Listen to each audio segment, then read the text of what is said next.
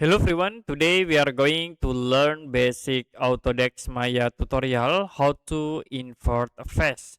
So if you want to invert face, we can use the reverse tools.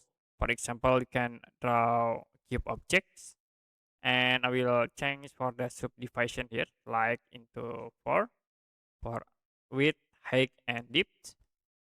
And the next I will use the face selection. So I will select in the top face. And if you want to invert, we can use the reverse tools, go to mesh display and then click reverse.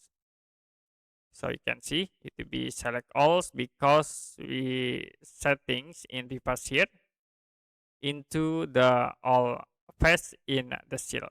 So will default to be set into selected face and then reverse user normal. You can apply. So to be back. Okay, I will select again at this top face and click again apply. So only the selected face will be reverse or invert. So you can use again select face and then extract. Okay, I will select use this option and then use the apply.